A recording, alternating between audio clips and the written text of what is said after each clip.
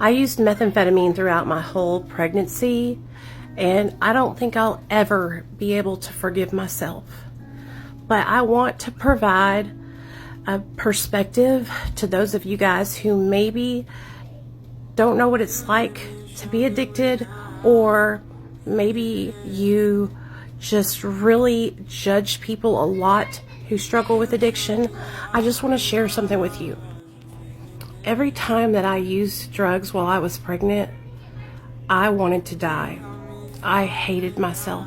It was like a battle that I was fighting one side and another side. Like there was two people inside of me. Once I was ready to give birth to my son, I was so afraid. I was so afraid that he would be taken from me and that I would never see him again. Because I just knew that if they took my son from me, that I was going to kill myself.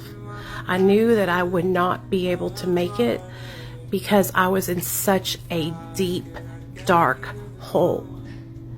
I was so fortunate that they didn't take my son, and I was able to go home with him, and I was able to bond with my son for the next 90 days. And then I relapsed.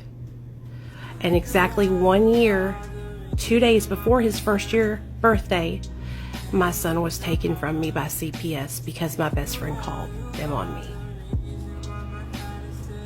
I know that happening ended up saving my life. I wish it didn't have to happen that way, but I know that it had to.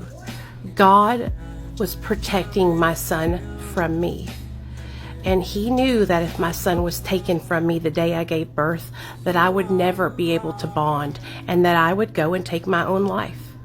So God enabled me to have my son for that next year, so that way I could bond with my child. And then he stepped in and he saved my baby from me. So please, if you look at people and you judge women who struggle with addiction, remember this video. I just want you to know that I will never, ever, ever, ever be able to forgive myself. And I will forever fight to make it up and be the perfect mother to my son Nathaniel.